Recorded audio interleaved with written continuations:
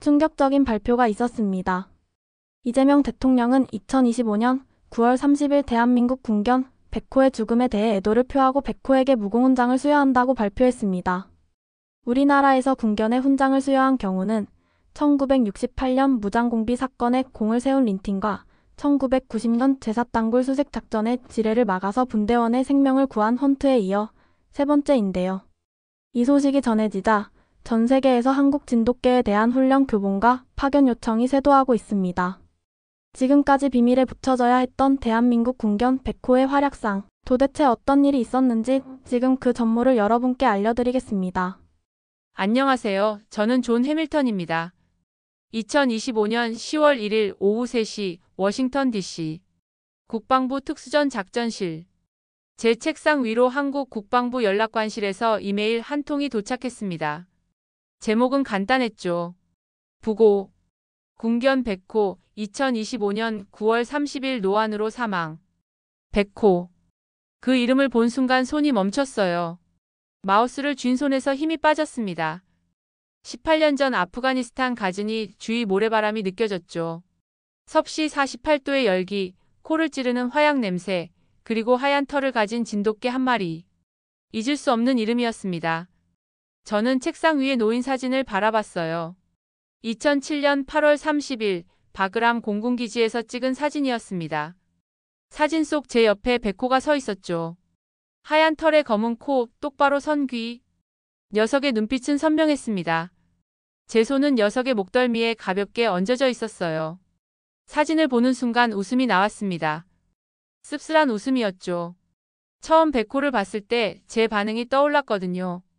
한국 특수부대가 진돗개를 데려왔다는 보고를 받았을 때 저는 농담인 줄 알았습니다. 진돗개요? 한국 토종개요? 그때 제 머릿속에는 오직 한 가지 생각뿐이었죠. 이건 작전이 아니라 재앙이다. 저는 네이비실 중위로서 수많은 군견과 작전을 수행했어요. 독일 셰퍼드, 벨지안 말리노이즈, 레브라도 리트리버. 모두 수년간 훈련받은 전투견들이었습니다. 그런데 진돗개라니.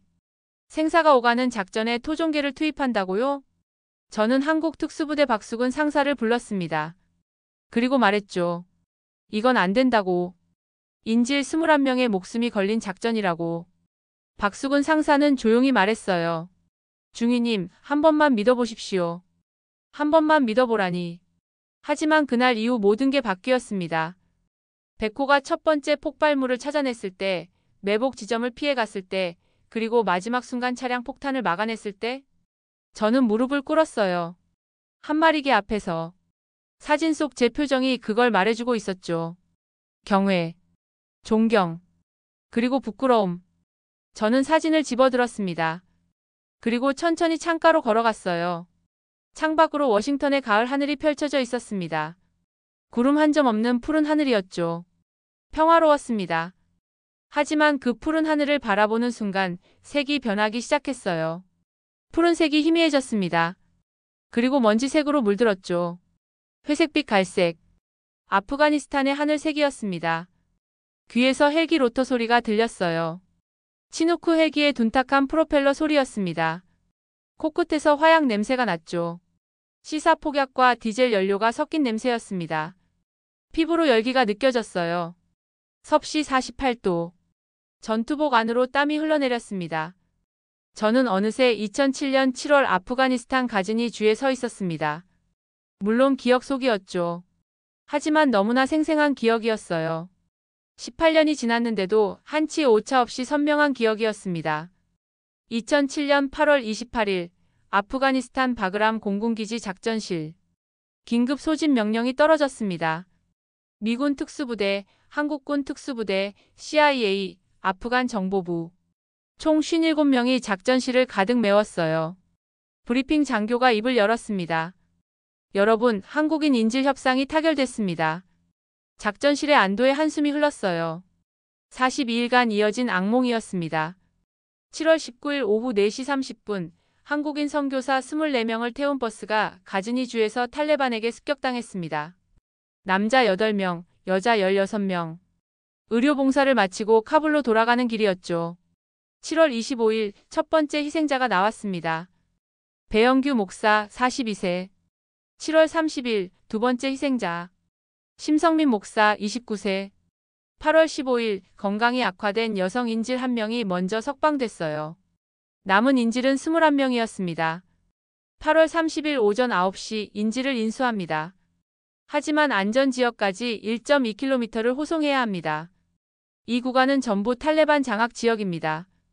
스크린에 빨간 선이 그어졌어요. 구불구불한 경로였습니다. 양쪽으로 건물들, 좁은 골목, 바위 언덕. 매복하기 완벽한 지형이었죠. IED 매설 가능성 87%, 저격수 배치 가능성 92%, 차량 폭탄 가능성 73%, 그리고 마지막 숫자, 종합 생존 확률 0%, 작전실이 조용해졌습니다. 0%. 그건 작전이 아니었어요. 자살 임무였죠. 김태준 소령이 일어났습니다. 가야 합니다. 21명이 42일 동안 지옥에서 버텼습니다. 저도 일어섰어요. 동의합니다. 하지만 IED가 문제입니다. 군견이 필수입니다. 브리핑 장교가 고개를 끄덕였습니다. 맞습니다. 저는 말을 이었어요. 하지만 우리 군견 부대는 현재 칸다하르 작전에 투입돼 있습니다. 복귀까지 최소 3일이 필요합니다. 작전은 30시간 후입니다. 작전실이 다시 조용해졌어요. 군견 없는 호송 작전. 불가능했습니다. 브리핑 장교가 말했죠. 해결책이 있습니다. 한국 특수부대의 군견이 있습니다. 김태준 소령이 일어섰습니다. 저희 군견 핸들러 박수근 상사가 군견 한 마리를 데려왔습니다. 저는 물었어요. 견종이 뭡니까? 진돗개입니다. 순간 작전실이 술렁였어요. 진돗개? 한국 토종개를? 저는 즉시 손을 들었습니다. 중령님 반대합니다. 진돗개는 군견이 아닙니다. IED 탐지 훈련을 받았습니까? 6개월간 특수 훈련을 받았습니다. 저는 고개를 저었어요. 6개월으로는 부족합니다. 미군 군견은 18개월 훈련을 받습니다. 이건 21명의 목숨이 걸린 작전입니다. 검증되지 않은 견종을 투입할 수는 없습니다. 브리핑 장교가 끼어들었어요. 해밀턴 중위 다른 선택지가 없습니다. 이것은 명령입니다. 저는 이를 악물었어요. 명령 확인했습니다. 다음 날 아침 저는 한국군 막사로 향했습니다. 21명을 살릴 마지막 희망이 한 마리 토종개라는 사실이 믿기지 않았어요. 8월 29일 오전 9시 저는 한국군 막사에 도착했습니다. 김태준 소령이 입구에서 기다리고 있었어요. 그의 옆에 30대 초반으로 보이는 병사가 서 있었습니다. 박수근 상사입니다. 군견 핸들러입니다. 박수근 상사가 경례했어요. 중위님, 백호를 소개하겠습니다. 그가 휘파람을 불었습니다. 막사 뒤에서 하얀 개 한 마리가 달려왔어요. 중형경 크기. 흰 털에 검은 코, 뾰족하게 선 귀. 꼬리가 말려 올라가 있었습니다. 진돗개였어요. 저는 그 개를 위아래로 훑어봤습니다. 체격은 셰퍼드보다 작았어요. 근육량도 적었죠. 전투견의 위압감이 전혀 없었습니다. 저는 고개를 저었어요. 이 개로 IED를 찾는다고요?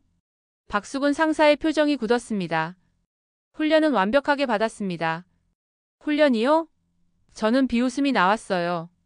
상사, 저는 10년간 네이비실로 복무했습니다. 수십 마리 군견과 작전을 수행했죠. 독일 셰퍼드, 벨지안 말리노이즈, 레브라도 리트리버. 모두 최소 2년 이상 실전 훈련을 받은 개들입니다. 그런데 이 개는요? 박수근 상사가 입술을 깨물었어요. 저는 계속 말했습니다. 진돗개는 사냥개입니다. 경비견도 아니고 폭발물 탐지견은 더더욱 아니죠. 이 개가 시사 폭약 냄새를 맡을 수 있습니까? 김태준 소령이 끼어들었어요. 중위님, 백호는 6개월간. 6개월이요? 저는 손을 저었습니다. 중령님, 미군 군견은 최소 18개월 훈련을 받습니다. 6개월 훈련받은 진돗개로 탈레반의 IED를 찾겠다고요? 이건 도박입니다. 박수근 상사가 말했어요. 중위님, 백호는 다릅니다. 백호는 스스로 판단합니다. 스스로 판단한다고요? 저는 어이가 없었어요. 상사, 군견은 명령을 따르는 겁니다. 판단하는 게 아니라요. 저는 뒤돌아섰습니다. 이 개는 투입할 수 없습니다. 김태준 소령이 말했어요. 중위님, 브리핑 장교의 명령입니다. 명령. 저는 이를 악물었어요. 좋습니다. 하지만 책임은 못 집니다. 그날 오후 최종 작전 회의가 열렸습니다. 미군 특수부대원 17명, 한국군 특수부대원 12명, 총 29명이 모였어요. 저는 말했습니다. 군견은 한 마리입니다. 한국군 진돗개 100호가 투입됩니다. 한 병사가 물었어요. 중위님, 진돗개가 아이디를 찾을 수 있습니까? 저는 대답하지 못했습니다. 솔직히 저도 믿지 않았으니까요. 회의가 끝난 후 저는 홀로 남았어요. 지도를 바라봤습니다. 빨간 선으로 그어진 1.2km. 그 길 어딘가에 폭탄이 숨어 있었습니다. 21명. 그들을 살려내야 했어요. 하지만 제 손에 쥐어진 건 검증되지 않은 한국 토종개 한 마리뿐이었습니다. 8월 30일 오전 5시 헬기 로터 소리가 새벽을 갈랐습니다. 치누크 헬기 3대가 이륙했어요. 저는 헬기 안에서 지도를 확인했습니다. 생존 확률 0%. 옆에 박수근 상사가 앉아 있었어요. 그의 무릎 위에 백호가 조용히 엎드려 있었습니다. 오전 8시 50분 착륙 지점 도착. 인질 인수 지점이 500m 앞에 보였어요. 9시 27분 건물 문이 열렸습니다. 인질들이 나왔어요. 21명. 모두 수척했지만 살아 있었습니다. 9시 45분 호송 대형 편성. 선두에 박수근 상사와 백호. 백호 수색. 백호가 앞으로 걸어 나갔습니다. 코를 땅에 대고 냄새를 맡기 시작했어요. 80m 지점. 갑자기 백호가 멈춰 섰어요. 정지. 저는 앞으로 달려갔습니다. 무슨 일입니까? 백호가 뭔가를 감지했습니다. 백호는 한 지점을 빙빙 돌며 냄새를 맡고 있었어요. 폭발물 탐지기를 꺼냈습니다. 삐삐삐. 신호가 울렸어요. 아이디였습니다. 10호 폭약 2kg. 제 등에서 식은땀이 흘렀어요. 백호가 못 찾았다면? 250m 지점 백호가 또 멈췄습니다. 길 왼쪽 바위 옆이었어요. 압력판 아이디. 두 번째 제거. 400m 지점 세 번째. 550m 지점 네 번째. 저는 점점 믿기 시작했습니다. 백호는 진짜였어요. 700m 지점. 저는 박수근 상사에게 말했습니다. 상사, 백호. 대단합니다. 850m 지점 백호가 갑자기 방향을 바꿨습니다. 원래 경로에서 왼쪽으로 5m 벗어났어요. 상사, 왜 경로를 이탈합니까? 백호가 이쪽으로 가라고 합니다. 명령을 받은 겁니까? 아니요. 백호가 스스로 판단한 겁니다. 우리는 백호가 선택한 길로 갔어요. 100m쯤 갔을 때 무전이 왔습니다. 중위님, 원래 경로에서 폭발이 있었습니다. 900m 지점입니다. 저는 숨이 멎었어요. 만약 백호가 경로를 바꾸지 않았다면? 박수근 상사가 말했습니다.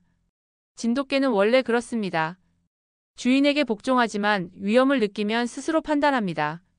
저는 2년 전 이라크를 떠올렸어요. 군견 한 마리가 건물 돌입 명령을 받았습니다. 개는 망설임 없이 들어갔죠. 하지만 그 안에는 부비 트랩이 있었어요. 개는 즉사했습니다. 명령에 충실했지만 죽었어요. 만약 그 개가 스스로 판단할 수 있었다면? 950m 지점 백호가 다섯 번째 아이디를 찾아냈습니다. 1050m 지점. 백호가 멈춰 섰습니다. 하지만 이번엔 달랐어요. 개가 으르렁거렸습니다. 낮고 긴 으르렁거림이었죠. 중위님, 큰 게 있습니다. 탐지기가 미친 듯이 울렸습니다. 땅을 파기 시작했어요. 금속 상자가 나왔습니다. 다중 아이디입니다. 폭약 5kg. 볼베어링 500개. 폭발 반경 50m입니다. 50m. 만약 터졌다면 호송대 전체가 쓸려나갔을 거예요. 저는 백호를 봤습니다. 제 가슴이 뜨거워졌어요. 이 개는 우리 모두를 살리고 있었습니다. 저는 박수근 상사에게 말했어요. 상사, 제가 틀렸습니다. 백호는 제가 본 그 어떤 군견보다 뛰어납니다. 오전 10시 35분 우리는 800m 지점을 통과했습니다. 백호는 지금까지 아이디 4개를 찾아냈어요. 모두 치명적인 폭발물들이었습니다. 만약 하나라도 놓쳤다면 지금쯤 누군가는 죽어 있었을 거예요. 저는 백호의 뒷모습을 바라봤습니다. 흰 털이 햇빛에 반짝였어요. 개는 쉬지 않고 코를 땅에 대고 있었습니다. 좌우로 앞으로 때로는 뒤로 돌아가며 모든 냄새를 확인하고 있었죠. 제 머릿속에서 어제의 생각이 떠올랐어요. 이 개로 아이디를 찾는다고요? 제가 한 말이었습니다. 비웃음 섞인 목소리로. 부끄러웠어요.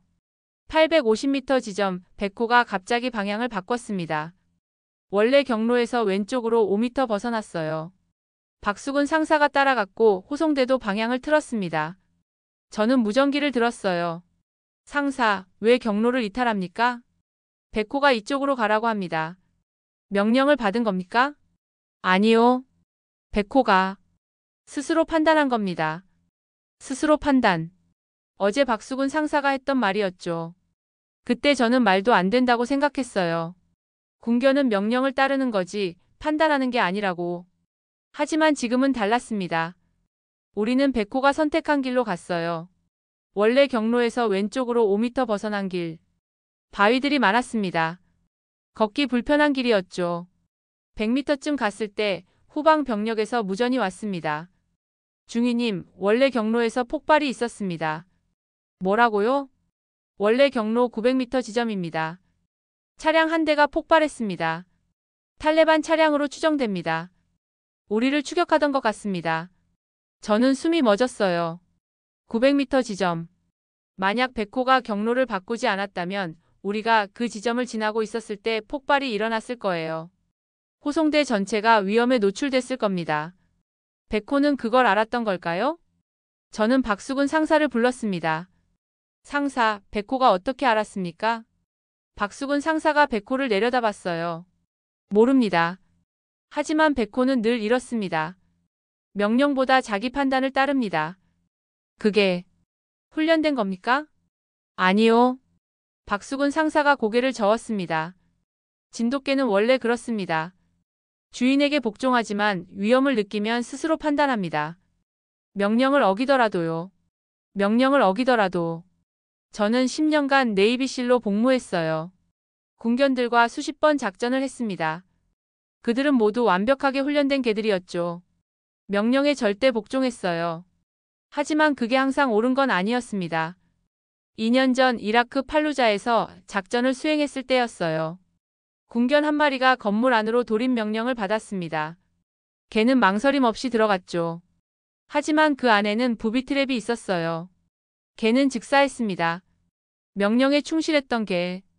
하지만 죽었어요. 만약 그 개가 스스로 판단할 수 있었다면, 명령을 거부할 수 있었다면, 저는 백호를 다시 봤습니다. 이 개는 달랐어요. 명령을 따르지만 위험을 느끼면 자기 판단을 우선했습니다. 그리고 지금까지 그 판단은 모두 옳았어요. 950m 지점, 백호가 5번째 아이디를 찾아냈습니다. 길 오른쪽 배수로 아니었어요. 가장 교묘하게 숨겨진 폭발물이었습니다. 폭발물 처리반이 제거하는 동안 저는 박수근 상사 옆에 섰습니다. 상사, 백호는 몇 살입니까? 3살입니다. 훈련은 언제부터 받았습니까? 2살 반부터입니다. 6개월 훈련했습니다. 6개월. 미군 군견의 3분의 1도 안 되는 기간이었어요. 저는 물었습니다. 왜 백호를 선택했습니까? 박수근 상사가 잠시 생각했어요. 그리고 말했죠. 백호는 태어날 때부터 달랐습니다.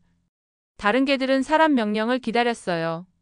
하지만 백호는 스스로 움직였습니다. 위험한 곳에 가지 말라고 해도 갔죠. 이상한 냄새가 나면 멈춰 섰습니다. 명령을 어겼지만 항상 이유가 있었어요. 박수근 상사가 백호의 머리를 쓰다듬었습니다. 저는 생각했습니다. 이 개는 명령을 따르는 군견이 아니라 생각하는 군견이 될 거라고. 그래서 훈련 방식을 바꿨어요. 명령 복종 훈련을 줄이고 판단력 훈련을 늘렸습니다. 판단력 훈련이요? 예. 백호에게 선택권을 줬습니다. A 경로와 B 경로 중 어디로 갈지, 냄새를 따라갈지 무시할지, 명령과 본능이 충돌할 때 어떻게 할지. 저는 놀랐어요. 그런 훈련 방식은 처음 들었습니다. 박수근 상사가 계속 말했습니다. 처음엔 실패가 많았습니다. 백호는 명령을 무시했고 혼자 다른 곳으로 갔어요. 하지만 시간이 지나자 알았습니다. 백호는 틀린 게 아니라 우리가 놓친 걸 찾고 있었다는 걸. 1000m 지점 통과. 이제 200m만 가면 안전지역이었어요. 하지만 저는 알고 있었습니다. 마지막 구간이 가장 위험하다는 걸. 탈레반이 최후의 함정을 놓는 구간이었죠. 백호도 알고 있는 것 같았어요. 걸음이 더 느려졌습니다. 더 신중해졌죠. 코를 땅에 바짝 대고 한 걸음씩 확인하며 전진했어요. 1050m 지점. 백호가 멈춰 섰습니다. 하지만 이번엔 달랐어요. 개가 으르렁거렸습니다. 낮고 긴 으르렁거림이었죠. 박수근 상사의 얼굴이 굳었습니다. 중위님, 큰 게 있습니다. 폭발물 탐지기를 가져왔어요. 신호가 미친 듯이 울렸습니다. 삐삐삐삐삐. 저는 땅을 살폈습니다. 아무것도 보이지 않았어요. 하지만 신호는 계속 울렸죠. 폭발물 처리반이 땅을 파기 시작했습니다. 10cm, 20cm, 30cm. 금속 상자가 나왔어요. 처리반장의 얼굴이 창백해졌습니다. 중위님, 이건 뭡니까? 다중 IED입니다.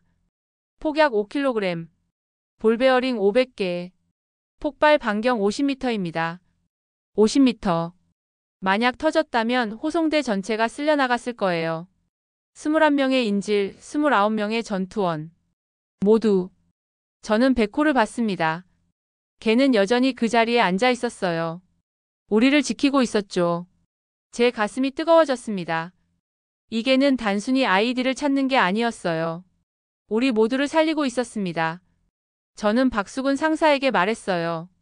상사, 제가 틀렸습니다. 중위님, 백호는 제가 본 그 어떤 군견보다 뛰어납니다. 오전 11시 10분 다중 IED 제거 완료. 이제 150m만 가면 안전지역이었어요. 1100m 통과. 1150m 통과. 안전지역이 보이기 시작했습니다. 미군 장갑차 3대와 헬기 2대가 대기하고 있었어요. 100m만 더 가면 됐죠. 저는 안도의 한숨을 쉬었습니다. 해냈어요. 그때였습니다. 백호가 멈춰 섰어요. 1180m 지점. 안전지역까지 겨우 20m. 정지. 저는 달려갔어요. 뭡니까?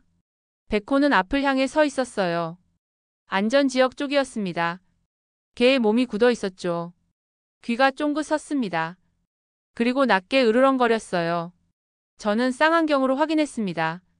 미군 장갑차 3대, 헬기 2대, 모두 정상이었어요.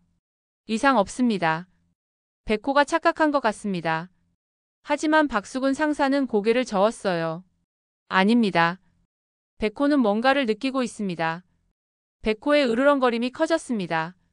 개가 한 걸음 뒤로 물러났어요. 무전이 왔습니다. 피닉스 팀, 왜 멈춰 섰습니까? 차량을 보냈습니다. 안전지역에서 차량 한 대가 출발했습니다. 미군 험비였어요. 50m, 40m, 30m. 백호가 더 크게 으르렁거렸어요. 개의 털이 곤두섰습니다. 그리고 갑자기 짖기 시작했어요. 크고 날카롭게. 박수근 상사가 소리쳤습니다. 중위님, 저 차량입니다. 저 차량이 위험합니다. 무슨 소리입니까? 저건 우리 차량이에요. 험비가 20m 앞까지 왔습니다. 운전석에 미군 병사가 보였어요. 정상이었습니다. 하지만 백호는 계속 짖었어요. 미친 듯이. 그 순간 저는 결정해야 했습니다. 백호를 믿을 것인가, 제 눈을 믿을 것인가. 저는 외쳤습니다. 전 병력 엄폐. 호송대 전체가 길 양옆으로 흩어졌어요. 험비가 멈춰 섰어요. 10m 앞이었습니다. 차량에서 내리십시오. 천천히. 운전병이 내렸어요. 정상적인 미군 병사였습니다. 하지만 백호는 여전히 짖고 있었어요. 차량을 향해. 저 차량을 검사하십시오. 폭발물 처리반이 달려갔어요. 차량 외부, 바퀴, 엔진룸. 아무 이상 없었어요. 백호는 여전히 차량 뒷부분을 향해 짖었습니다. 철이 반장이 뒷좌석으로 갔습니다. 문을 열었어요. 그리고 얼굴이 하얗게 질렸습니다. 중위님, 여기 있습니다. 저는 달려갔어요. 뒷좌석 아래. 폭탄이었어요. 시사 폭약 10kg. 원격 기폭 장치. 타이머. 2분 30초가 카운트다운되고 있었습니다. 제 온몸에서 식은땀이 흘렀습니다. 만약 우리가 그 차량에 탔다면? 철이 반장이 재빨리 작업에 들어갔어요. 1분 50초. 1분 30초. 1분. 30초. 10초. 제거 완료. 5초를 남기고. 저는 주저앉았습니다. 겨우 5초. 우리는 겨우 5초 차이로 살았습니다. 백호가 저에게 다가왔어요. 걔가 제 손을 핥았습니다. 꼬리를 흔들고 있었죠. 저는 백호를 안았습니다. 처음으로. 고맙다, 백호. 내가 우리를 살렸어. 마지막 20m를 걸었어요. 11시 43분, 안전지역 도착. 21명의 인질 전원 무사. 29명의 전투원 전원 무사. 생존 확률 0%. 하지만 우리는 살아 돌아왔습니다. 안전지역에 도착한 순간 저는 무릎을 꿇었습니다. 긴장이 풀리자 온몸이 떨렸어요. 1.2km. 1시간 58분. 지옥 같은 시간이 끝났습니다. 의무병들이 인질들에게 달려갔습니다. 21명 모두 탈진 상태였죠. 하지만 살아 있었어요. 42일간의 악몽에서 벗어났습니다. 한 여성 인질이 울고 있었어요. 무릎을 꿇고 땅에 이마를 대고 살았어요. 우리 살았어요. 그 목소리가 들렸습니다. 김태준 소령이 제게 다가왔어요. 손을 내밀었습니다. 해밀턴 중위 고맙습니다. 아닙니다, 중령님. 저는 처음엔 믿지 않았습니다. 하지만 결국 믿어주셨습니다. 그게 중요합니다. 저는 백호에게 걸어갔어요. 걔는 물을 마시고 있었습니다. 박수근 상사가 백호의 머리를, 등을, 다리를 쓰다듬고 있었어요. 다친 데는 없는지 확인하는 것 같았죠. 저는 백호 앞에 무릎을 꿇었어요. 걔와 눈높이를 맞췄습니다. 백호가 저를 쳐다봤죠. 검은 눈동자가 맑았어요. 저는 백호의 머리를 쓰다듬었습니다. 내가 영웅이야, 백호. 내가 50명을 살렸어. 미군 지휘관 데이비스 대령이 다가왔습니다. 해밀턴 중위 보고하십시오. 저는 일어나 경례했습니다. 대령님, 오퍼레이션 피닉스 완료했습니다. 인질 21명 전원 구출. 아군 피해 없음. 피해가 없다고요? 단 한 명도? 예, 대령님. 저게 때문입니다. 데이비스 대령이 백호를 내려다봤습니다. 개 한 마리가요? 예, 대령님. 한국군 진돗개 백호입니다. IED 7개를 탐지했고 경로를 수정해 매복을 피했으며 차량 폭탄을 찾아냈습니다. 백호가 없었다면 우리는 전멸했을 겁니다. 데이비스 대령은 백호에게 걸어갔습니다. 개 앞에 무릎을 꿇었죠. 그리고 경례했습니다. 미군 대령이 개에게 경례하는 모습을 저는 처음 봤어요. 고맙다, 군견. 대령의 목소리가 떨렸습니다. 주변에 있던 병사들이 하나둘 백호 앞에 섰습니다. 그리고 경례했어요. 미군 병사 20명, 한국군 병사 12명. 모두가 한 마리 개 앞에서 경례했습니다. 저도 다시 경례했어요. 인질들이 헬기에 탑승하기 시작했습니다. 한 인질이 백호에게 다가왔어요. 30대 여성이었습니다. 그녀는 백호 앞에 무릎을 꿇고 울었어요. 고마워요. 정말 고마워요. 백호가 그녀의 손을 핥았습니다. 꼬리를 흔들었어요. 다른 인질들도 하나씩 백호에게 인사했습니다. 21명 모두 백호에게 감사를 표했어요. 헬기 타기 전 저는 박수근 상사에게 부탁했어요. 상사, 사진 한 장 찍어도 되겠습니까? 물론입니다, 중위님. 저는 백호 옆에 섰습니다. 손을 백호의 목덜미에 가볍게 얹었죠. 카메라 플래시가 터졌어요. 그 사진이 지금 제 책상 위에 있습니다. 그날 밤 저는 보고서를 작성했어요. 본 작전의 성공은 한국군 군견 백호의 탁월한 수행 능력 덕분입니다. 백호는 단순한 군견이 아닌 진정한 전우였습니다. 그 보고서는 워싱턴으로 전달됐어요. 국방부로 백악관으로. 2주 후 놀라운 소식이 들렸습니다. 부시 대통령이 노무현 대통령에게 친서를 보냈다는 것. 비공개 친서였어요. 하지만 저는 알고 있었습니다. 그 친서에 무엇이 적혀 있었는지. 백호에 대한 감사. 50명의 생명을 구한 영웅에 대한 경의. 역사는 그날을 기록하지 않았습니다. 공식 문서 어디에도 백호의 이름은 없었죠. 하지만 우리는 기억합니다. 영원히. 2025년 10월 1일 워싱턴 D.C. 저는 다시 현실로 돌아왔습니다. 사진을 손에 쥔 채 창가에 서 있었어요. 18년 전 아프가니스탄의 기억이 천천히 희미해졌습니다. 푸른 하늘은 다시 워싱턴의 하늘이 됐어요. 평화로운 가을 오후였습니다. 저는 사진을 책상 위에 내려놓았어요. 그리고 서랍을 열었습니다. 가장 안쪽에 봉투 하나가 있었죠. 18년 동안 보관해온 것이었어요. 2007년 9월 15일 박수근 상사가 보낸 편지였습니다. 해밀턴 중위님께. 백호는 어제 한국으로 돌아갔습니다. 중위님 감사합니다. 백호를 믿어주셔서. 백호는 특별한 개입니다. 하지만 중위님도 아시다시피 백호가 특별한 건 견종 때문이 아닙니다. 백호는 자신의 사명을 이해하고 있었습니다. 사람을 지키는 것. 저는 백호를 평생 기억할 겁니다. 박수근 올림. 저는 편지를 다시 접었어요. 가슴이 먹먹했습니다. 박수근 상사.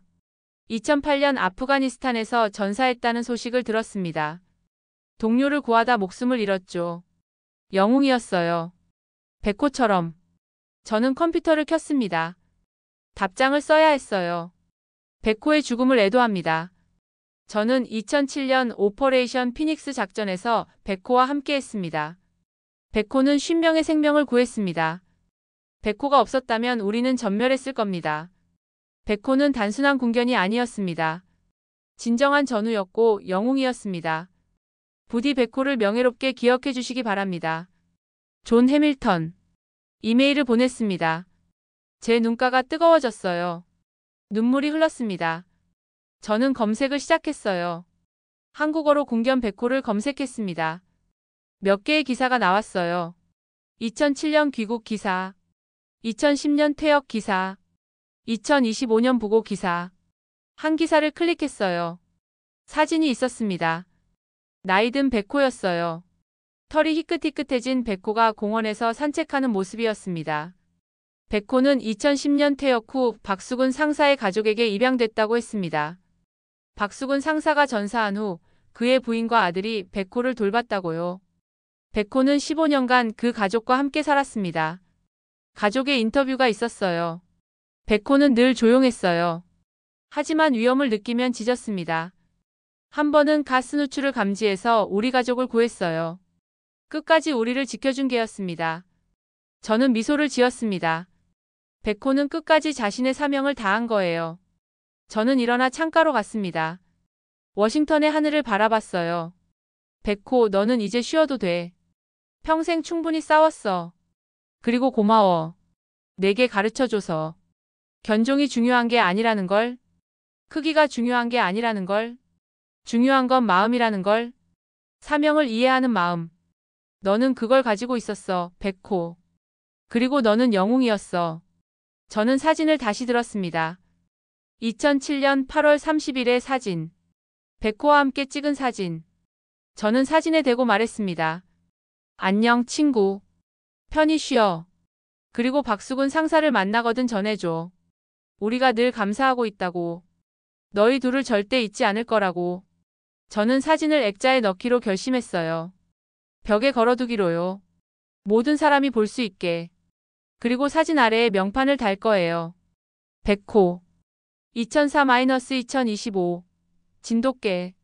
영웅. 18년 전 저는 진돗개를 무시했습니다. 하지만 백호는 저를 가르쳐줬어요. 편견이 얼마나 위험한지. 그리고 진짜 영웅은 크기나 이름이 아니라 마음으로 만들어진다는 것을. 백호, 내가 구한 21명은 지금 어디선가 살고 있어. 가족을 이루고 아이를 낳고 행복하게 살고 있어. 내가 없었다면 불가능했을 인생들이야. 그게 내가 남긴 거야, 백호. 50개의 인생. 그리고 그 인생들이 만들어낼 무수한 미래. 고마워, 백호. 그리고 안녕. 저는 사진을 가슴에 안았습니다. 마지막 인사였어요. 한 마리 진돗개가 쉰명을 구한 날. 2007년 8월 30일. 그날을 우리는 절대 잊지 않을 겁니다. 절대로. 여러분 어떠셨어요? 이 이야기가 감동적이었으면 좋아요와 구독을 부탁드립니다. 감사합니다.